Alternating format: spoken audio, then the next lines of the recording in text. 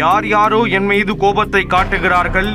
எனக்கு கோபம் வந்தால் நான் யார் மீது காட்டுவது என கொந்தளித்த நபர் ஒருவர் உருட்டுக்கட்டையை எடுத்துக்கொண்டு நள்ளிரவில் சாலை ஓர வாகனங்களை அடித்து நொறுக்கிய காட்சிகள்தான் இவை. போலீஸ் பிடிக்க வந்தால் மனநிலை சரியில்லாதவர் போல் நடித்து ஏமாற்றி விடுவார் என கூறுகின்றனர் அப்பகுதி மக்கள். நள்ளிரவானால் உருட்டுக்கட்டையை எடுத்துக்கொண்டு ருத்ரதாண்டவம் ஆடும் நபர் மீது போலீசார் எடுத்த நடவடிக்கை என்ன?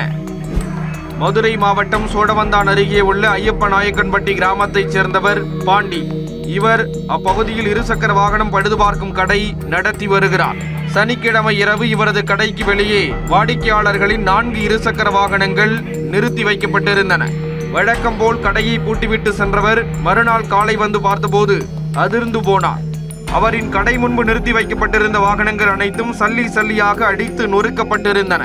அவரது ஒர்க் ஷாப்புக்கு அருகே உள்ள கடைகளின் பொருட்களும் அடித்து உடைக்கப்பட்டிருந்தன.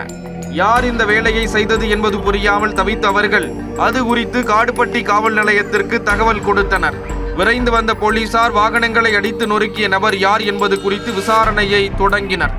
அப்பகுதி சிசிடிவி காட்சிகளை ஆய்வு செய்து பார்த்தபோது நள்ளிரவில் ஆவேசமுடன் திரிந்த நபர் வாகனங்களை கீழே தள்ளிவிட்டு அட்டகாசத்தை அரங்கேற்றியது தெரிய வந்தது. மேலும் அடுத்தடுத்து கடைகளில் முன் வைக்கப்பட்டிருந்த பொருட்களையும் அடித்து நொறுக்கி ருத்ர தாண்டவம் ஆடியிருக்கிறார் அந்த மர்ம நபர். அதன் அடிப்படையில் அப்பகுதியில் போலீசார் ரோந்து பணிகளை அதிகரித்து தேடுதல் வேட்டையை தீவிரப்படுத்தினர். இதில் குருவித்துறையைச் சேர்ந்த ராஜபாண்டி என்ற இளைஞர் போலீசாரிடம் சிக்கினார். அவரிடம் விசாரித்த போது மனநிலை பாதிக்கப்பட்டவர் போல் போலீசாருக்கு தெரிய வந்துள்ளது.